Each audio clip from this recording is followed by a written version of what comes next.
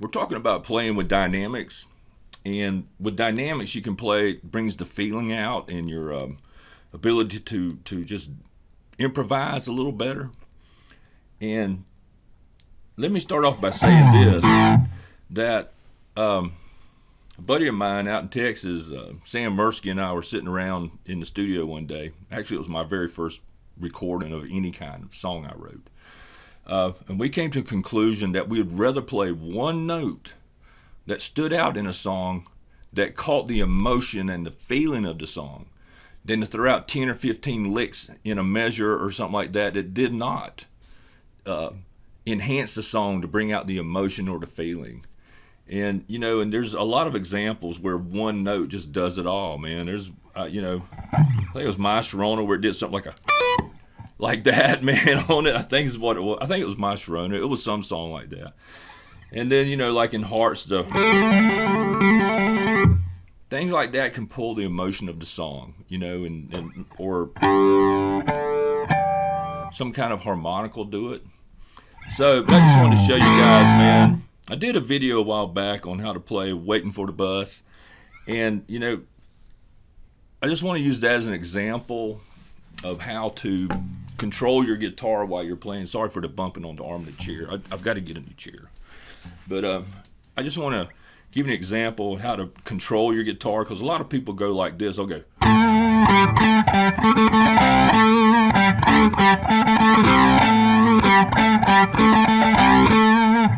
And and it's kind of one volume level, one sound all the way across. But I want to use that, and there's nothing wrong with that. That's probably how you should play it, because I tell you in that video, I told you in that video, you need to play it with attitude. Put your mean face on every time you hit that note, man. That. But I want to show you how to use that as an exercise to control your music for dynamics. And I'll play it different ways when I play it, because especially when someone else is singing it or something like that, I'll back off on the volume of it or the attack on it. So, I'll start off with kind of like a.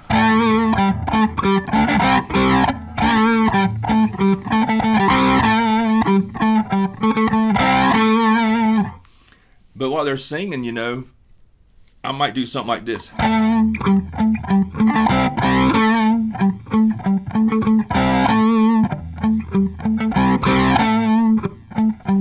So I'm kind of muting it a little bit, which really helps out a lot whenever you're doing a song when someone's singing. And, because you don't want to overpower those vocals, man. Vocals are really important in a song when you play it. So instead of just driving it like, kind of practice your muting with it.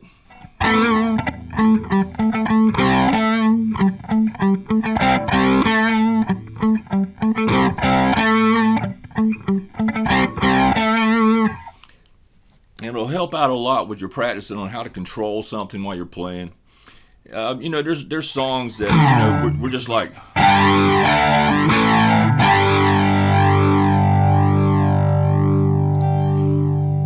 And a lot of times I'll just do a. Because I'm kind of muting it while I'm playing. I guess that's kind of what this video is about, muting your strings a little bit so they don't ring out and overpower everybody else. A lot of people do it.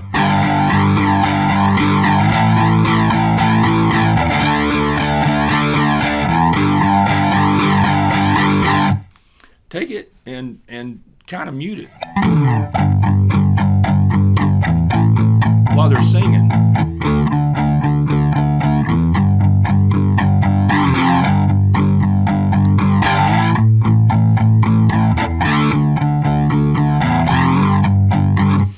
You can hit it like one time, like the very first beat of a measure, like.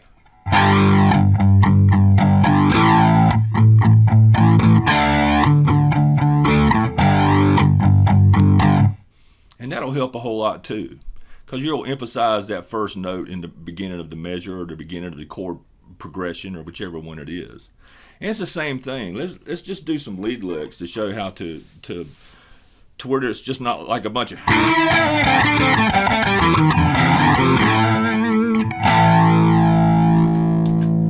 Let's get it where it's There you go. I had to change the setting a little bit. Let's do like a muting. Back to muting.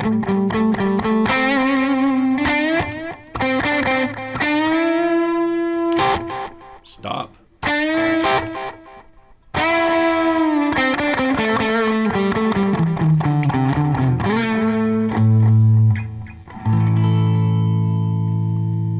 And one of the songs that I like doing a lot of is Blue Jean Blues. I'll do a lot of muting when I do solos in that. It's like that. You know, it's like.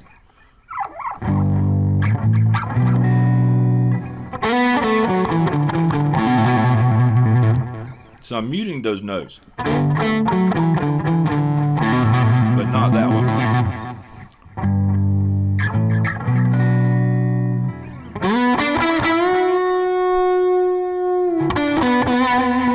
I did a semi-mute on that one.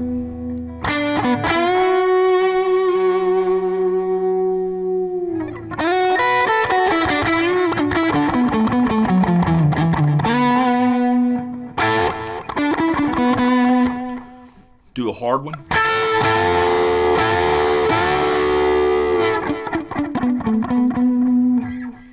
Instead of doing it.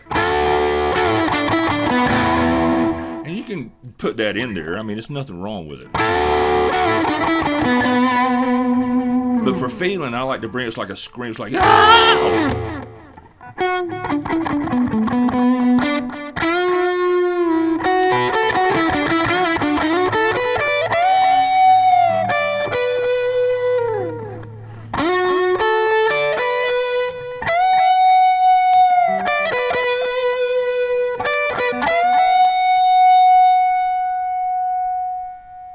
Then back to the mute.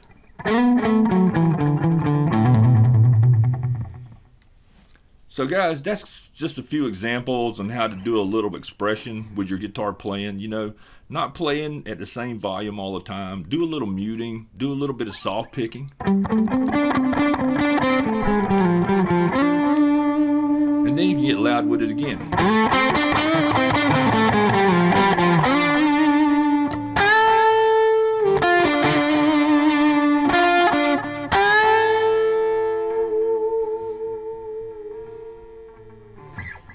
Just practice on those things. So, you know, the little exercises, little walk downs. And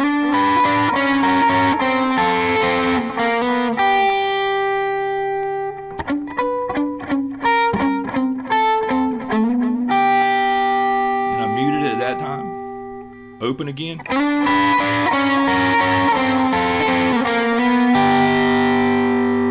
And then I'll mute it this time.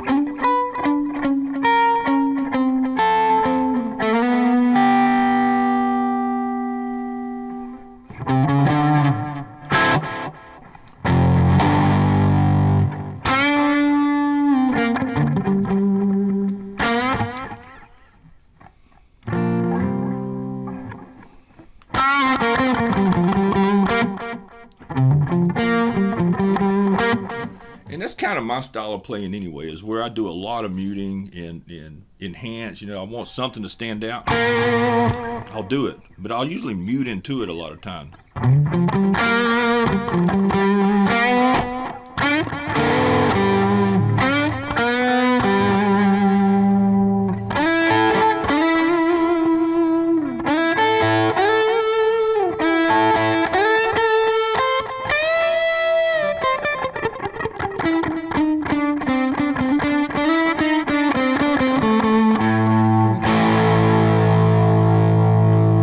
Like Lagrange, just a muted. Let me turn off the reverb.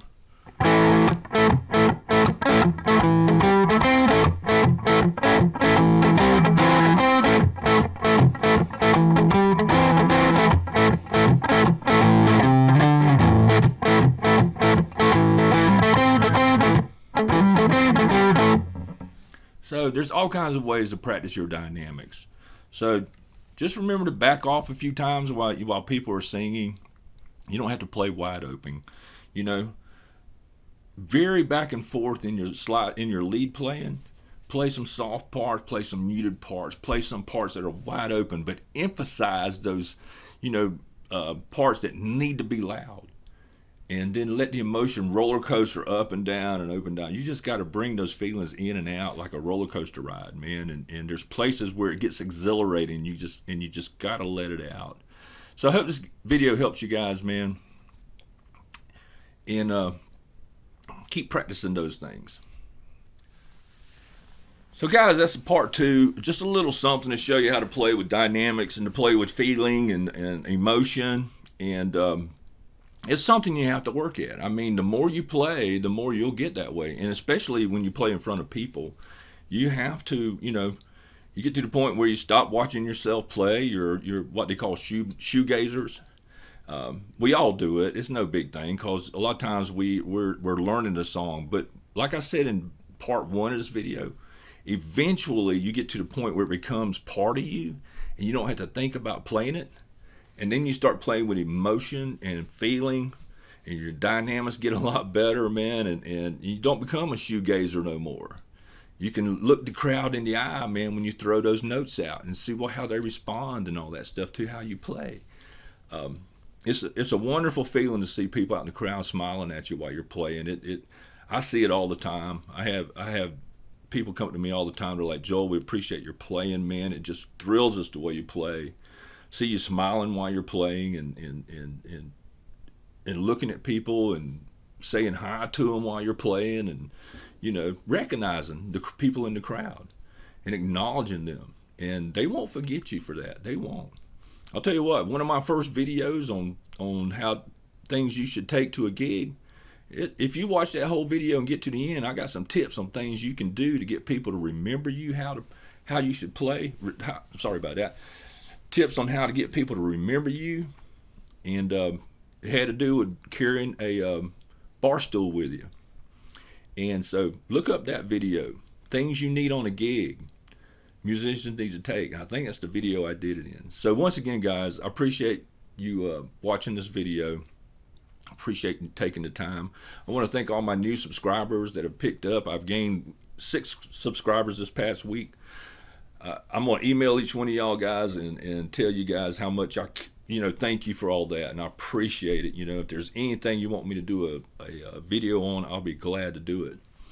The reason I got late on this one is because I had on July 4th, first thing in the morning, man, I had cut my finger really bad on a tin can lid, and I wasn't able to play for like 5 days. Thursday, I picked up a guitar this past Thursday. Picked it up, could have been Friday, and I was able to play a little bit. So this video is a little late getting out. So I'm sorry for that. Man, too much coffee. Anyway, I love you guys. Thank you for watching the videos. Please subscribe and send this video out to all your friends and other musicians that you think might want to see it. And it'll be greatly appreciated. And don't forget to give a thumbs up, hit the like button, and leave comments. I appreciate all the comments that I've been getting. And I'll see you guys in the next video.